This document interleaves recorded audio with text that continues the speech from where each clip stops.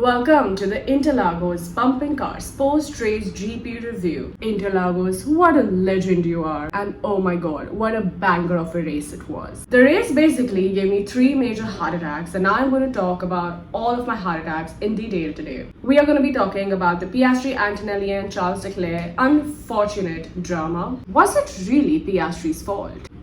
And of course, baby coach Kimi Antonelli, who reached on the podium twice, and Hamilton, who broke everybody's heart. Entire midfield was on a rock and roll situation. What a race. Max Verstappen, my god. And of course, the most dominating weekend by the one and only Lando Norris. LM4. How do you guys do it? LM4. LM4. And the absolutely dominating weekend by LM4. So I'm not going to waste any more time and let's get into the sprint. 3 back-to-back cars in the wall. Piastri, Hülkenberg and Colapinto. All Oscar Piastri fans like me got a little bit of a heart attack there. But what exactly happened there? Did someone do something? Did someone think that they're in Mario Kart and throwing a banana around the track? Well, really not the banana. I mean, in this case it was the water, cause must be the water. Who is this cunning driver? So getting back to what exactly happened. Piastri went with the left side of the McLaren into the curb and boom, he was in the wall. Now this is a Lando Norris Mario Kart move. That's exactly how George Russell described it, guys. I'm not putting words in anyone's mouth. And I don't think Norris did it on purpose, to be honest. Or did he? So Norris went a bit wide coming out of the first chicane and there was some water. Must be the water. And Norris lifted it up there. Now why did Norris crash? Because the asphalt was dry. Water was outside and Norris brought it in, making the asphalt wet. Kimi noticed this too and avoided the curb. However, Piastri did not realize the banana that Norris left on the curb and he went for the curb and boom. Bad luck, guys. Let me tell you that Hülkenberg and Colapinto did the same thing and so did Max Verstappen. But he managed to save himself because, of course, sing with me.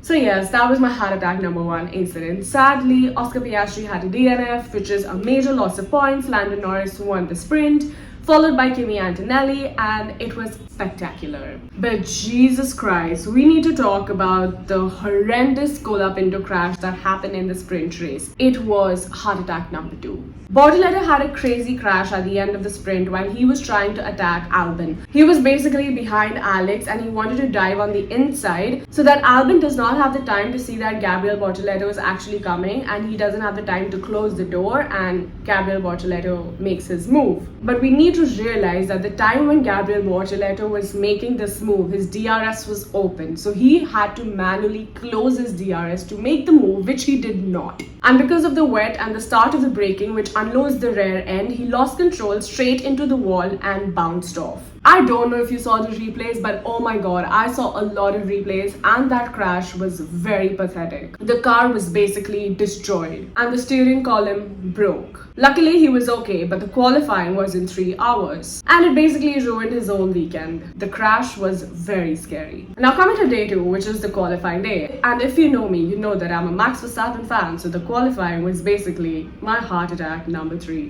Verstappen comes out in Q1 with a new soft set of tires and has literally no pace and no grip. Max Verstappen did not have speed and finished 16th. Basically, Red Bull messed up too much. If a 4-time world champion cannot make it to Q2, then guys, you have made a stinker of a car. I mean, qualifying positions are literally everything in this season. Now, Max and the team think that, hey, the championship is over. We're basically out. So why not just take a risk and start from the pit lane, change the power unit, change the car. So let's go all out. Now coming to Q2, we had a little bit of a shock when Hamilton was out in Q2. Also, we have to understand the track was different from the previous day, which was basically Friday. So everybody was struggling in Q2 and Q3, except the one and only star of Mexico, Oliver Behrman, who literally killed it in Q2. I mean, second fastest, are you joking? Q3 was pretty cool with Norris, of course, followed by Antonelli, followed by Charles Leclerc. Little did we know it's not gonna last very long, but we will come to the race very soon. Piastri was in the 4th position and oh my god, Racing Bulls, what a goat of a team you are. Both the drivers in Q3 and both Red Bull drivers not in Q3 was a stinker. Coming to Sunday, which is basically race day, I want to start with saying what Lewis Hamilton did and why he actually got a penalty and why he retired. So at the start of the race, he crashed with a Williams, which was a racing incident. Then at the restart, because because Gabriel Bortoleto DNF, so we had a safety car restart. Hamilton tries to attack Colapinto with a slipstream advantage, but Colapinto doesn't actually move too much, and Hamilton makes a small miscalculation which gets him a damage. And F1 penalizes Lewis Hamilton. So basically, another bad day for another Brazilian driver. Now, why did F1 penalize Lewis Hamilton? Because the car who hits the front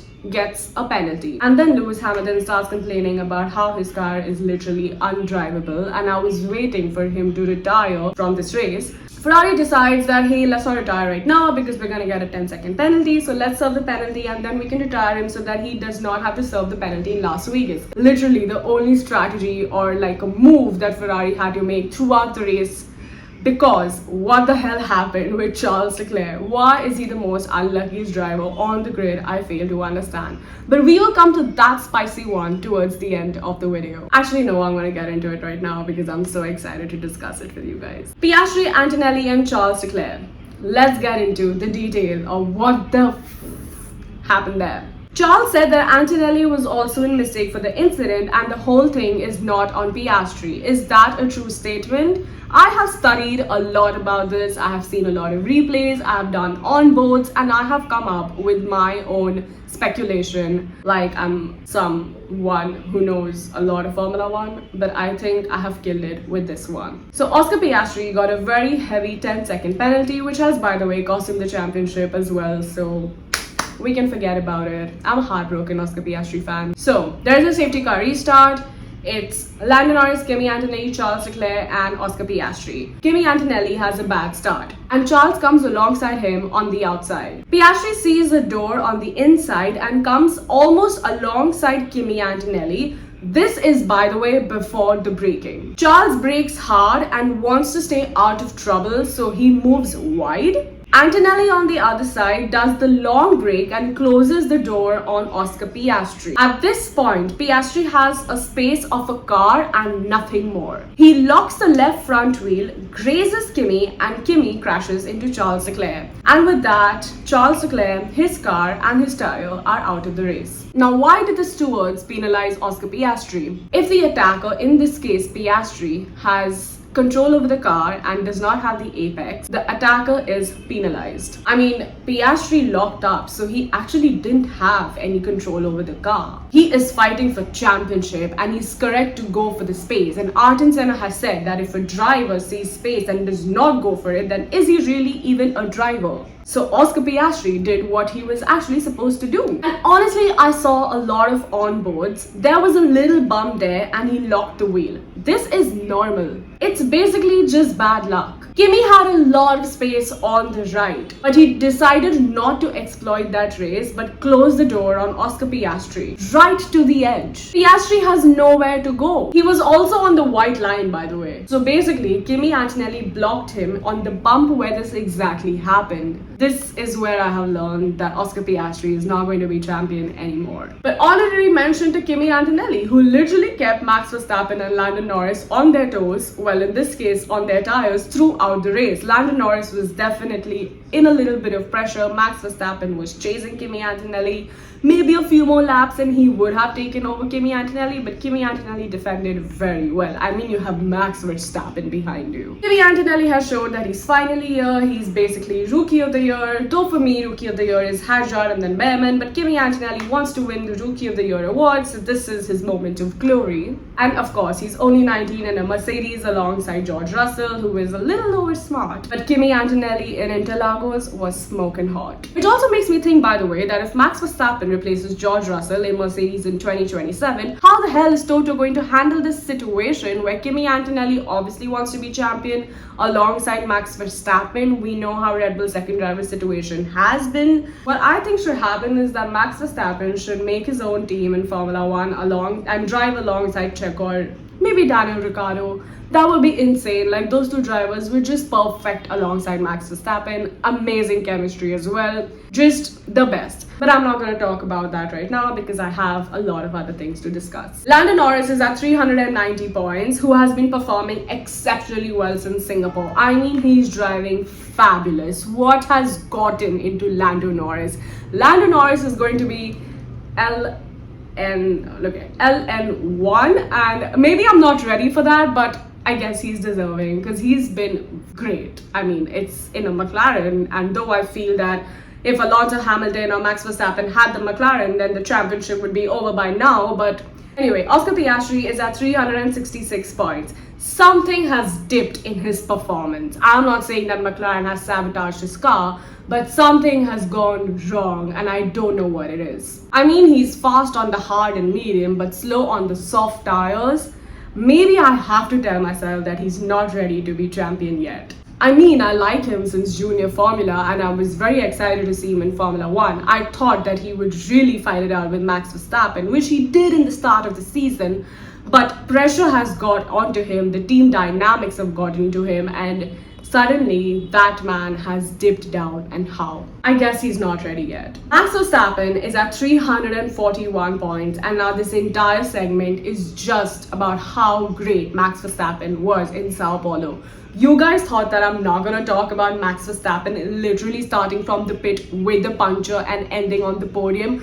Also, by the way, being the race leader for a bit. Of course I am going to. What is wrong with you? So, talking about the greatness of Max Verstappen. Max is at 341 points, which I already mentioned, a very heartbreaking score. And right now, he literally has nothing to lose. Lando might be the champion this year, but honestly guys, for me, Max Verstappen is the champion this year. He has deserved this champion more than ever. He's put up a sensational fight this season in a very messed up car. Brazil was insane for Max Verstappen. Interlagos loves Max Verstappen more than I love Max Verstappen. We have seen that in 2024. We have seen that in 2025 as well. He had a shit car. He had a puncture. He had a new setup. He started from the pit lane. He started again from the bottom of the grid because he had to pit very early. He started cruising, started overtaking, came on podium contention in just 10 laps, crushed everyone's confidence and literally showed everyone that, hey, I'm the best.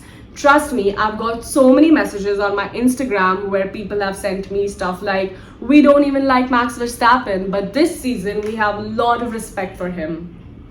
I don't have a mic, but mic drop. He was on a super max mode throughout the race. In lap 52, he was literally the race leader. My goat. Sing with me. Thank you, Max Verstappen, for truly making Formula 1 a pleasure to watch every weekend. Because without him, let's be serious, this season would be extremely boring. Also, before I end the video, I have a fun fact. Liam Lawson finished the race with literally one pit stop. I don't know how he did that, but he did that. Anyway, like, share and subscribe if you like what I make. Thank you so much. This was a banger of a race, one of my favorite races from the entire season. I will see you for a lot of other videos, but a Las Vegas pre-race review as well. Ciao.